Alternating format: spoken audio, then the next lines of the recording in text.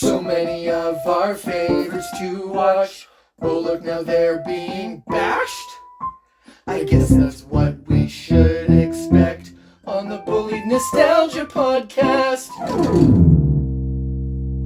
Hello everyone, welcome to the Bullied Nostalgia. Oh my goodness, I said that weird. Welcome to the Nostalgia. Welcome to the Bullied Nostalgia podcast. I'm Timothy Nesbitt. I'm joined by Chance Nesbitt. That's me. Kylen Nesbitt. Hello. And remotely, we're joined by Jonathan Nesbitt. Hi, my name's John. I own blankets, pencil cases, and ceiling fans. What are you talking about? He's referencing all the things in our room right now. No, it is. Wait. I don't know anymore. You're not alone. Okay. Am I on top of the fridge? I don't see a pencil case. So, Kylen and I were talking about this podcast the other day, and now I always start with some semblance of control, and then things go off the rail in the back half. I guess today we're not even pretending. So we're gathered together today to talk about a movie that is near and dear to John and my heart, and that is James Bond, Goldeneye. I'm sure this will go great on the recording.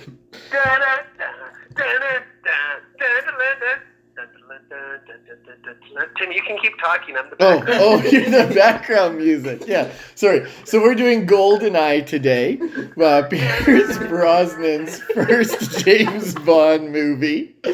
And probably not coincidentally, it also impacted a lot of people's childhoods in our age group because it had a video game that went alongside it. We had a plan for what this episode was going to be. Then Kylen discovered the Goldeneye video game.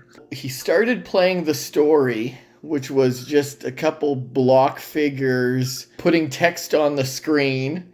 And I said, this is not how I want you to experience this story. For background information, Kylen has never seen 90% of the Star Wars movies, but he has played all of the Lego Star Wars games. Whoa, Okay. whoa. I have watched all of them, maybe in post and maybe not the prequels. Okay? So Doesn't count. 66% of them. Okay, yeah. Wait, what? Except for also the last one. Wait, and maybe the third one. I'm not sure. Okay, so sorry. We've recognized you've seen 3 movies. No, of 4. the 9.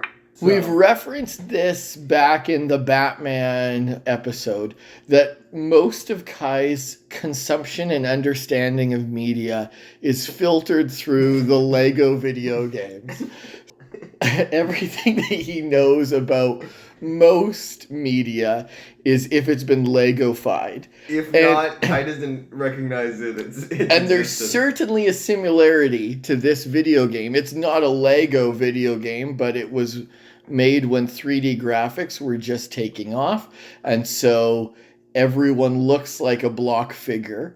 Anyways, I decided to watch it with the boys. And then I had this realization that maybe I would hit up John and see if he was interested in watching it, because this definitely fits within our Bullied Nostalgia umbrella. Before we get into the summary, I skipped some stuff on the intro. Bullied Nostalgia is a podcast where John and I review things that we loved from our childhood, and Chance and Kylen experience them often for the first time, and they make fun of them or tear them apart. Or sometimes compliment them, heaven forbid. We did not expect this podcast to be as popular as it was, so we just started recording it for fun.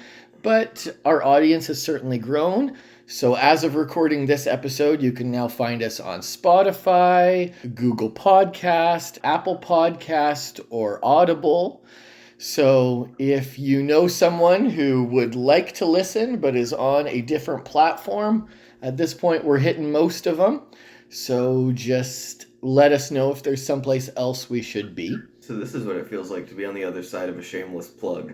For ourselves. Yeah, I that's just it. wanted That to feels say, weird. Mom, if you're listening, hello. Yeah, we didn't expect our mom to be listening to this podcast. And she is. It's really taken off. No, there's no way mom is listening. She is very disappointed in us right now. She won't say it. It's fine. All right, back to it. Chance, tell us, what is Goldeneye about? So, first and foremost, 007, who is James Bond, and his partner, 006. Alec Trevelyan. Right, Oh, Trevelyan, that's his name. They go to blow up a Russian base. James is able to do it successfully, but Alex is killed, and the entire base goes up in an explosion. Then a Russian general steals a satellite, which essentially shoots a giant EMP at some place around the world. The general then destroys the base, killing all the people in it, except for 2 Russian scientists. Boris, who he hires, and a woman who survives the whole incursion. Natalia Semyova. Yep. James is chasing after the general / trying to keep Natalia alive while they find whoever is running the whole organization that stole the giant satellite of death, which is named Goldeneye. And their code name is Yanis. Mm-hmm. James goes on a bunch of hijinks. He gets thrown in prison once. He heists a train with Natalia on it, drives a tank at one point, which is awesome. And then it's revealed that Yanis is actually Trevelyan, his old partner. Essentially, his parents were defectors from the Soviet Union. They didn't want to be a part of it, but the British government wouldn't let them immigrate, so they got murdered instead. And Trevelyan kept a grudge from that, so he wanted the UK to pay, essentially. That's a pretty deep description. Yeah, this is a John description of a movie over here. Then... Thank you. Whoa! Then James and Natalia go to Trevelyan's hideout, which is in the Caribbean. They blow up the satellite, Trevelyan dies, James Bond saves the day, and he gets the girl. I have to say, very good summary, Chance. My only beef is that out of the 6 main characters in the movie, you didn't mention Xenia? Xenia. Oh my goodness. Kate, Xenia is just crazy. 100%. It is played by Femke Jensen, who is pretty awesome. I don't know of any role that she did before that, but she certainly became pretty famous afterwards. She was in movies like X-Men 1, 2, 3, or more. Wolverine. I think she's in the Wolverine movie, right, John? She is Liam Neeson's wife in the Taken movies. I was gonna say she's in Faculty, Oh my the goodness. teenage horror movie where all of the kids at a school find out that their teachers are Oh, no possessed. spoilers, no spoilers. That movie's so good. That's not spoiling It's not anything. limited for me because I've seen it, but I just don't want everyone it's just such a good movie. Such a good movie, he says. It has Usher in it. Ooh. Elijah Usher Wood? is in it, like, as an actor? Yeah. Oh, no. I think the boys are excited to see this one. No. It's got Josh Hartnett. Yeah. Okay, back on Goldeneye. We went way off We track. did. So, Can we not forget she's also in I Spy with Eddie Murphy and Owen Wilson? that is true. That is a great movie. That movie shouldn't have been as good as it was. Literally, they asked Owen Wilson to be in it, and he went on set, and he's like, there aren't any jokes in this.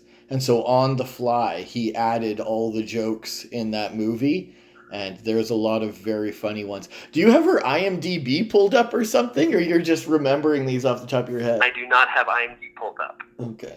Yeah, she's great, and she's done a really good job in her career, and I can't think of a movie where I disliked her. I mean, X-Men 3 is an abomination, but that's not her fault.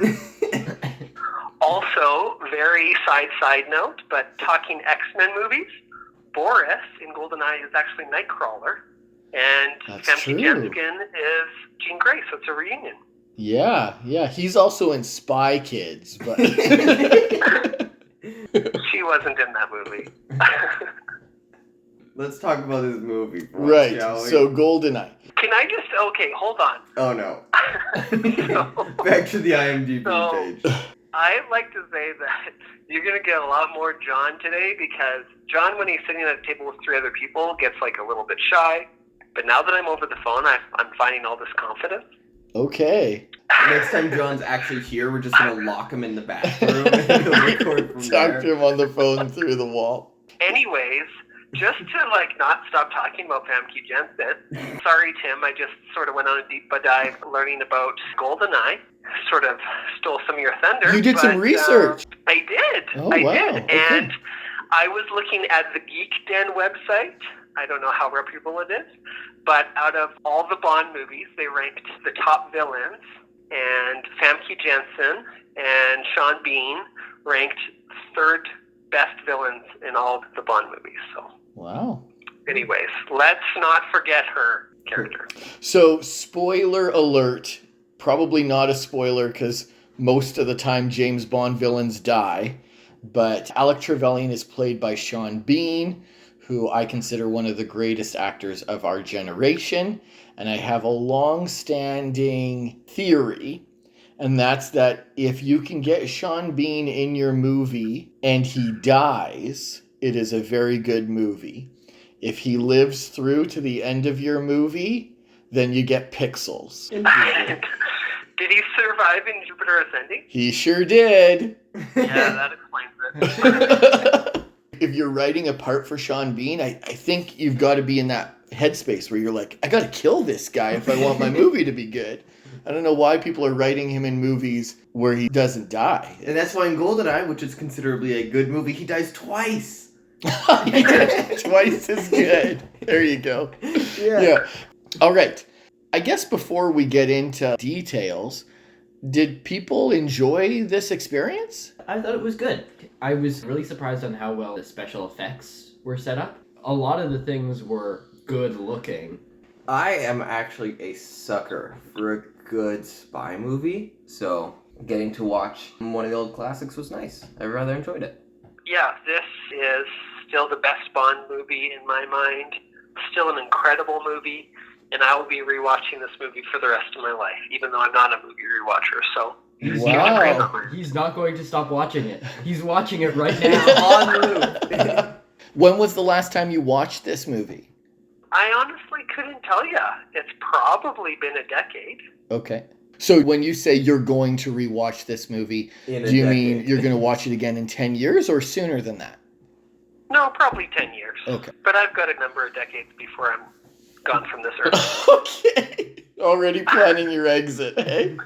Yeah. If I'm 33 now, let's say I'm How many more times do I get to watch this 93. movie? John will be on his deathbed. Quick! 007! I need it! I need to live 2 more years so I can get one more rewatch in. Okay, so James Bond hadn't had a movie in a while when this came out. The last Bond before this was Timothy Dalton. He did a movie, License to Kill, back in the 80s. They tried to get him to come back. He said he'd come back for one more. They said, no, we want you for a bunch more. And he said, well, then I'm out. So then they went back to Pierce Brosnan. Pierce Brosnan had actually auditioned to be Bond in the 80s. But at the time, he had a TV show called Remington Steele, and he couldn't get out of his contract. So they went back to him a decade later, and I mean, what a great Bond. He just really fits the role. I, too, have almost no complaints about this movie. I think it is very solid. There's some things that require you to really suspend your disbelief. But overall, it's pretty good. John, when we sit down and watch stuff together, or even when we don't, one of the things that you really like to talk about is soundtracks. We haven't really gotten into that in this podcast, but you're very vocal about the music that normally comes with a movie. What was your feeling of the music in this movie? honestly, I wasn't really paying attention on this one. Okay. I think I was caught up in what was happening on the screen. I wasn't so much listening to the soundtrack. I mean, honestly, I had this experience with the Goldeneye movie where it's this weird double nostalgia where I am in the facility where he breaks into the bathroom. But I'm not only re-experiencing the movie, I'm re-experiencing the video game where I broke into the bathroom probably more than 50 times as a block character. John, I feel you.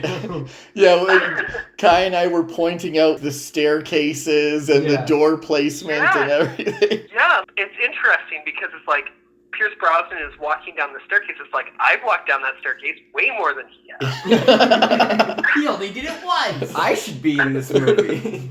But I think the music, it all feels like a warm blanket, something I'm familiar with. So when we were watching the movie, I was enjoying myself. And we get to the car scene where James Bond is being evaluated and he's racing with Xenia in her Ferrari.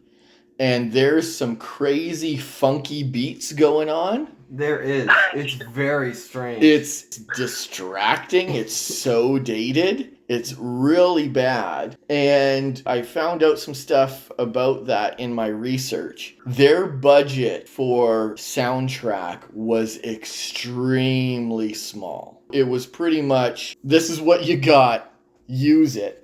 And so when they went to film Chance's favorite scene in the movie, which is the tank scene, for those who are listening, there's one part where the bad guys are getting away with Natalia and they put her in a little car and they're escaping. And the only way James Bond can catch up with them is to steal a tank. It's so over the top. It's an awesome scene.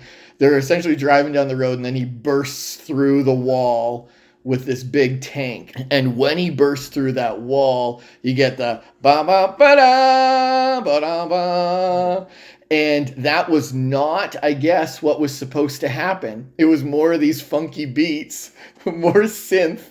But the sound of the demolition and all of the debris was in the same tone as the music. Oh, so it got lost. So, yeah, all the music was lost in his destruction. And so he went to the composer and he said, I need you to write me something different. And the guy's like, no.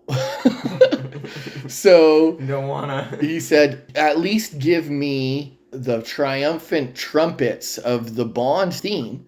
And he's like, no, this is what you paid for. So he goes to the composer's assistant and gives him homework over the weekend.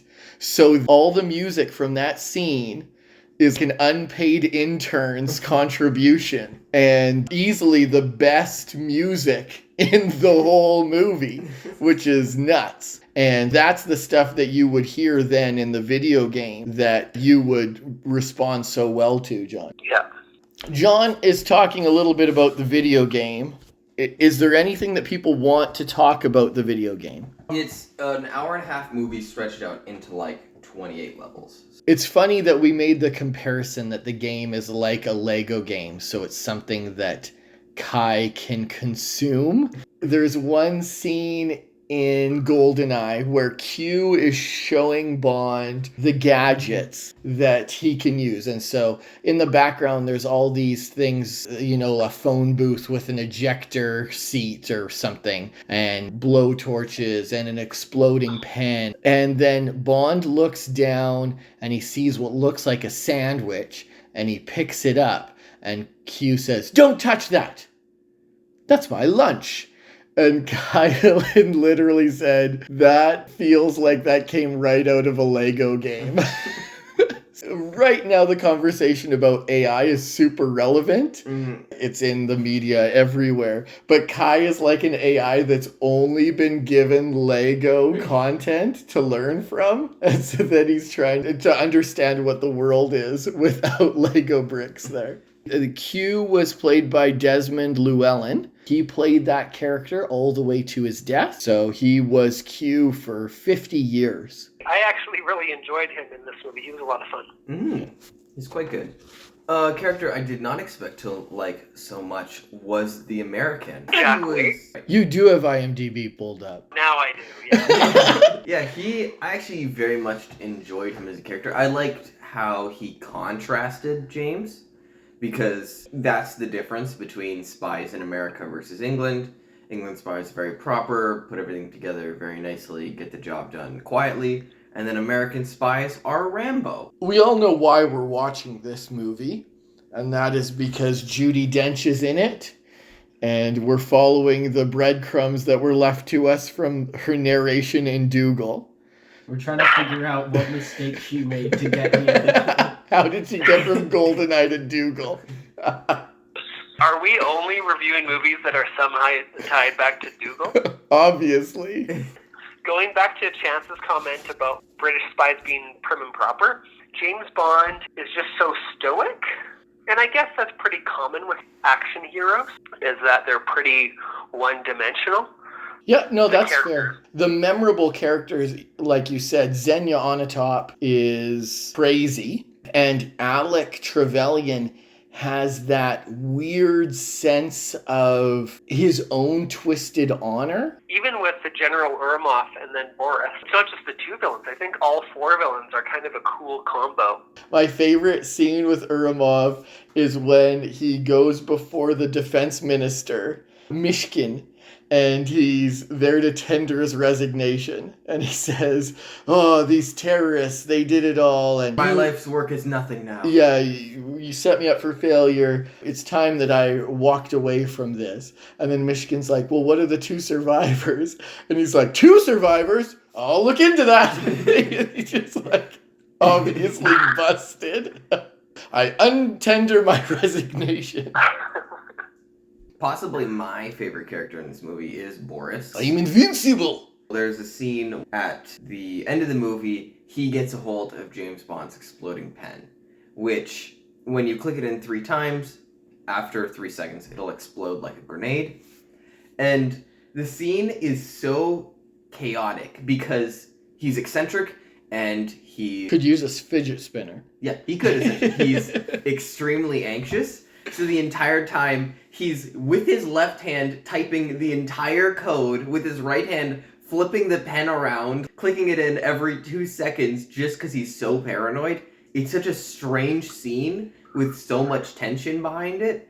And then it just ends with an explosion. There's so many famous actors in this movie, a lot of them before they became famous, but everybody is all in on their characters. This was the first James Bond movie that was not based on a book by Ian Fleming. Oh. All of the rights were tied up in messy legal disputes. I mean, I guess that makes sense in retrospect.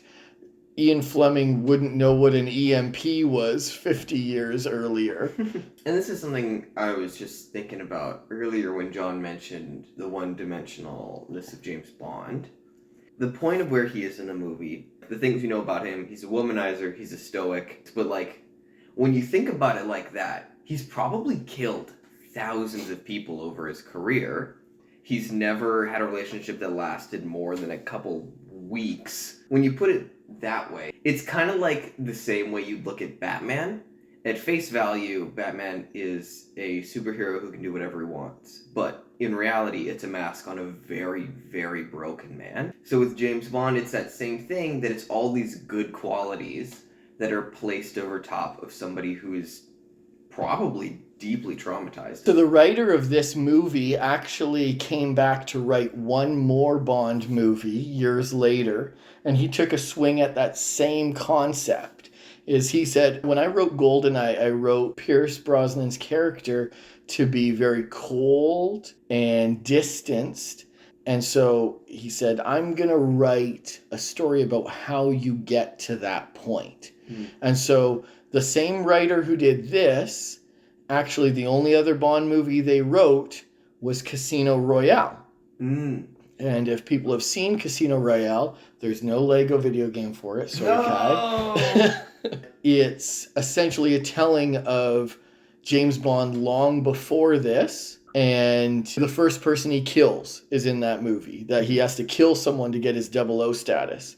And then he falls in love with the girl, and he's with her for a very long time, and that ends in tragedy. And so then he has to put walls up around his heart so he never lets anyone in ever again. Becomes a psychopath. Mm-hmm. Yeah, I have a friend who invited me to watch John Wick 4. I had never seen a John Wick movie, so in the span of a week I watched to get caught up for this movie in the theaters. John Wick also experiences some tragedy and is somewhat stoic, but I've got to say, after watching 4 John Wick movies and the action in those movies compared to this James Bond action movie, you wish that Pierce Brosnan had more horses to slap in the butt and make them kick enemies? More dogs are necessary. The violence in Goldeneye is very tame in comparison. He shoots a semi-automatic weapon into a group of people and they just sort of jump into different directions and go, aye! Whereas Keanu Reeves throws 12 knives into one person? Yep. Another parallel between the two movies is that in both John Wick and Goldeneye, the bad guys could have killed them. I think probably in Goldeneye there was maybe 6 times where the bad guy could have just ended James Bond. But it's like, I've got to give my monologue. Instead of killing you, we're going to put you in a helicopter. Yeah. Or yeah, like... So the helicopter with the ejector seat, that one, okay, go back and forth because obviously they should have just killed him. But I think they're trying to frame him for the conspiracy. Even if he does survive, he's red-handed with this helicopter. The one thing that I no matter how many times I come back to it, that I can't justify.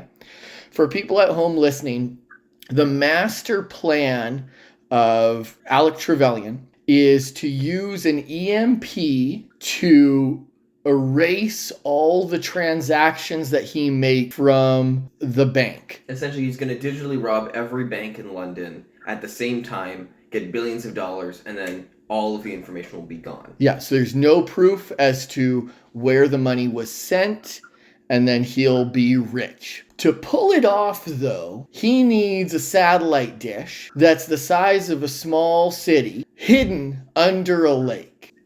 There's no way he's making more money out of this deal than it cost him to make that satellite dish, right? Yeah, and they also make a comment about how, like, oh, we've had this area under watch for the past 20 years. If he's been here, we've seen it. They were building the satellite while they were being watched by the entire U.S. government. Which means that they built it underwater. Underwater, yeah. Like and that, very sneakily, too. That like, has no to be pricey.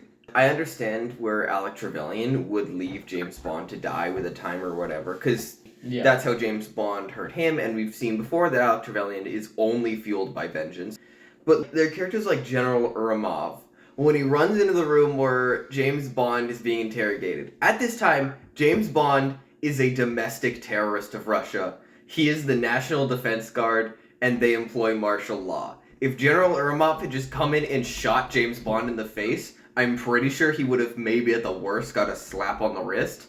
But he decided to just not do it and instead shoot the other general first and then try and shoot James Bond? It's very strange. It makes no sense to me. He doesn't even try and shoot James Bond. He throws James Bond the gun. It's weird. Like, there's just so many instances. And I know that if we want to play into Alec Trevelyan just wants this big show for James Bond, but there's so many times where they're like, we're going to give you 5 minutes to escape. It's just 3 minutes, actually, John. Actually 6 minutes. The same 6 minutes he gave him at the start of the movie. What does that mean? It means we have 3 minutes. Which James Bond uses his watch to escape, and that watch plays a significant role in the video game because that's your health and shields bar. Tim bought me that watch for Christmas once, and it was the favorite watch I ever owned. Wow. Did it come with a blue and orange bar and everything?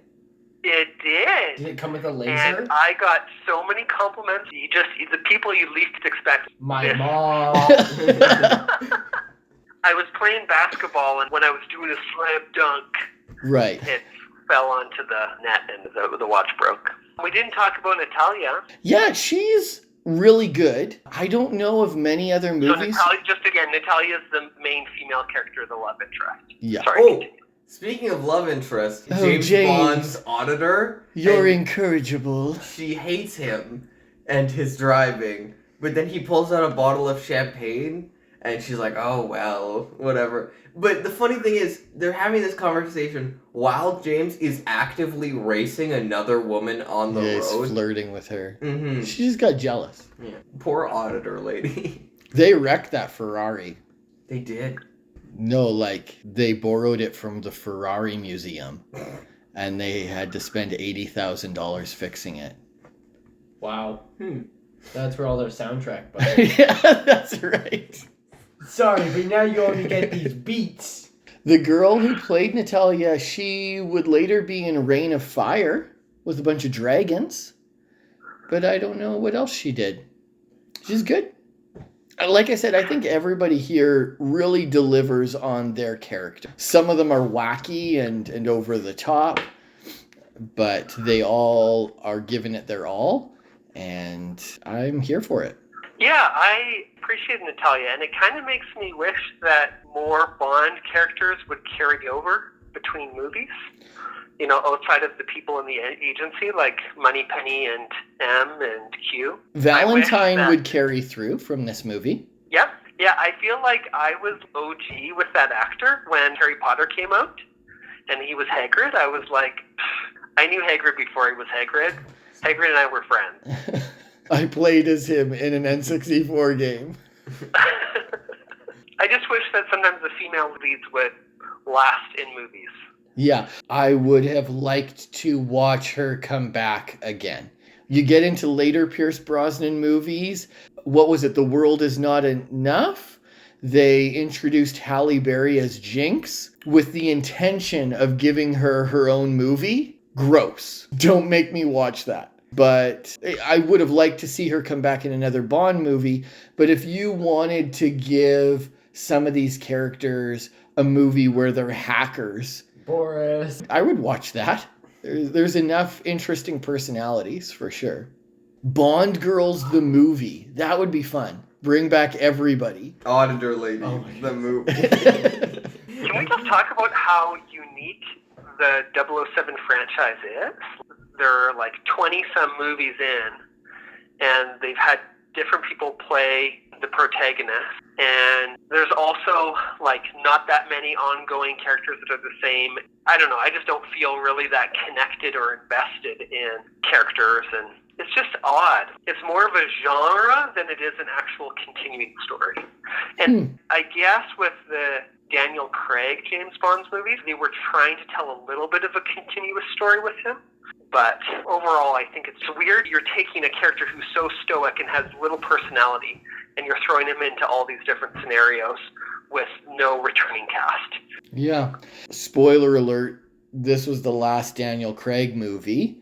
So who's going to be Bond next? And what chances will people be okay with them taking, right? I've wanted Idris Elba as the next Bond forever. But does the Bond fan base, would they accept a different ethnicity?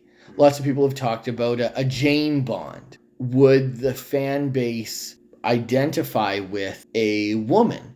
It's not even whether or not it would make for a good movie. At this point, they need to protect their property and figure out what's going to make money. And I'm not the target demographic. If they make another Bond movie, I'm not going to watch it. I'm on the end of the spectrum where I'm hoping that they take chances, but they're not making a movie for me because I'm not buying their tickets. So it will be very interesting to see what comes of all of this. Let's go to closing comments. Kylen, Lego cookie.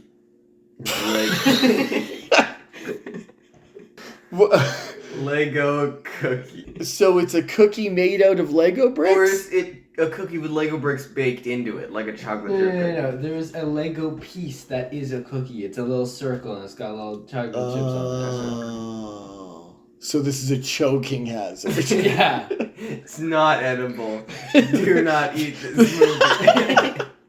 That's your review for this movie. 1 star. Not edible. Do not eat. Disgusting. Will not eat again. Okay. John, over to you. I don't think this tainted my experience of Goldeneye at all. Rewatching it, it was just as great as I remembered. I mean, maybe there was a couple of things where I'm able to go like, oh, that's a little bit silly, but new rich things that came around this watch. And yeah, I'm still a huge fan. Nostalgia, not feeling bullied. Wow, that is... Do we end the podcast now? Nostalgia's not being bullied. This movie sucks. It's so bad. Not only did you say that your nostalgia was not bullied, earlier you said you'd watch this movie again. Just across the board, this is a different version of John that we're getting today. This is bathroom John right here. Oh my goodness, the toilet paper in here is so soft. This is where Shatty John comes back. Gross. Gross. No Shatty John. Chance. I know we've joked a lot about my scale of ranking. 1 to 11, yes. Yep, kind of. But just want to reiterate, got -5 to +5. That being, if a movie is a 0, it is a bad movie. If a movie is a -5, it is a movie that is so terrible it's fun to watch. And if a movie is a 5, it's just a good movie. In my personal ranking, I'd probably have to give this movie a 4, because it is a quite good movie, but 5s are reserved for my personal favorites, like Spider-Verse or Bullet Train. Bullet Train is a 5. Yeah, I really like Bullet Train, actually. It's tons of fun, characters are good, and it's good action. Yeah, as for my stuff, when we watched Quest for Camelot, I intentionally rented that movie instead of buying it because I didn't want to give myself an excuse to watch it again. I think it is good, but I hate the chicken. Understandable. This one was a little different. I tried to buy it. We talked about watching it for a few weeks, but I could not find it for less than $20, and I just couldn't justify that. So I only rented it, which means I probably won't watch it again for a while. But certainly, I like this movie. I was crying laughing when we were playing the game together. It was It's true. lots of stupid stuff. John, you should be here. Yes, I'm looking forward to playing with you guys. Kai did unlock 2 really helpful cheats. Yep. One of them is hold 2 knives. That you cannot throw. Yeah, this isn't John Wick. And then the other one was all enemies have rocket launchers. So pair those together. You've got a really good experience. Yeah, I enjoyed myself. I will definitely watch this movie again in the future. How I do that, well, I don't own it, so we'll see. Well, When would you, you know, say... I do hold on to a lot of things. You have the And, VHS of this? Well, actually, I don't think we owned the VHS for GoldenEye. I think we actually had it recorded from TV. Okay, that sounds probable. Maybe I can dig up the old VHS. All right, John. You've been talking a lot. You're alone in the bathroom. Do you want to derail this podcast before I shut it off? No, I think I've contributed quite well. Okay, well, Chatty John strikes again. You never Okay, cease fine, to fine. amaze I me. can throw in a couple of... I can talk about Lamb of Our Time 4. I feel like we've done the movie an extra disservice by not mentioning the lady who won a contest that guaranteed that she'd get a cameo in the next James Bond movie. And so when you are watching the casino scene, behind Xenia Onatopp is a woman in a gold and black dress, and that is the woman who won the contest. Does she do anything? I read this fact after watching the movie, so I don't even remember the one. You weren't paying attention either. Okay, well, I'm going to wrap us up. Thanks for spending some time with us today, John, even at a distance. And thank you to the boys for watching this movie with me. And thank you to whoever's listening. This goes out to you, Mom. Have a great day. Look out for weirdos, and I'm sure we'll be back again. Bye. Bye-bye. Bye-bye.